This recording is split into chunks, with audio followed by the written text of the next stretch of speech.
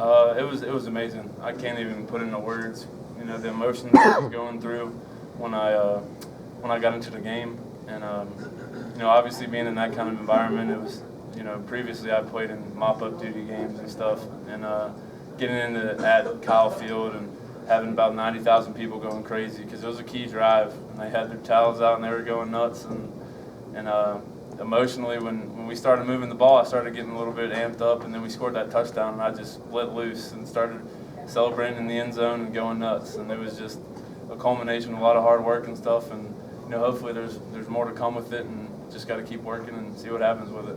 Yeah, speaking of which, how do you feel like it's really prepared you for games in the future? And you feel like Yeah, it really has, and I feel like going in at any position, because I've worked everywhere, and I feel like I'm mature and able to do that. How much is learning from guys like Vallejos and Barrett help prepare you for your moment, Kellen? It's been a very long process, and Barrett and Vallejos were both amazing to me. Vallejos took me under his wing when I was learning center, and Barrett, when he moved to center last year, he was helping me at left tackle too. So having like Coach Stoutland and those two guys, who are probably some of the best players at their position to come through here, was obviously an honor, and I'm very grateful for it. What do you know about Coach Mack Wayne?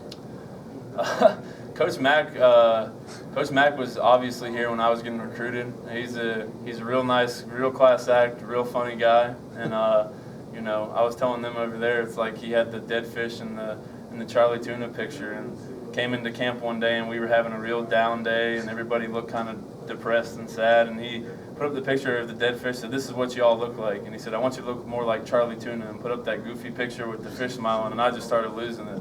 So he's had his moments where he can make football fun, which is hard because you get caught up in the business part of it, and you get caught up in the hard work and everything. So Coach Mack made it fun for me, and it's going to be pretty cool to see him after the game on Saturday.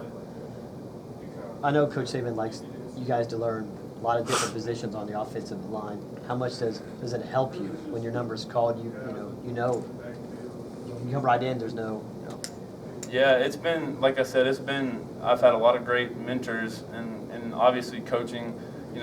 I've had Coach Pendry, Coach Stoutland, and now Coach Cristobal, and they all know how to coach me and make me work harder, which is sometimes tough with the senior, and there's days where you're just like, dang man, I've been here for 5 years, what am I doing? And then they push your button, you're just like, okay, you want me to go harder and stuff, and then you go harder, and they've been awesome at doing that, and I've been very fortunate to have knowledge in all three and game experience at all three. So how tough is it to mentally go through practice and you don't play and you don't play, but still in the back of your mind you keep thinking, I'm still just one play away from getting in? Yeah, well, prime examples on Saturday, I kind of took the hydration thing a little too seriously. I took like 4 or 5 packs of salt tablets and drank a bunch of Bright Stuff, which is like the salt stuff that makes you retain a lot of water. And obviously I didn't get into a fourth quarter and played and stuff, and I went and weighed in on Sunday and was like almost 15 pounds overweight. So just little things like that, hydrating and studying up on your game film is pretty much prepping like you're the starter is what you got to do when you're in a position like me. And obviously when your number's called, you got to be able to step up and throw all the other stuff aside and be like, okay, now this is my moment, I got to perform.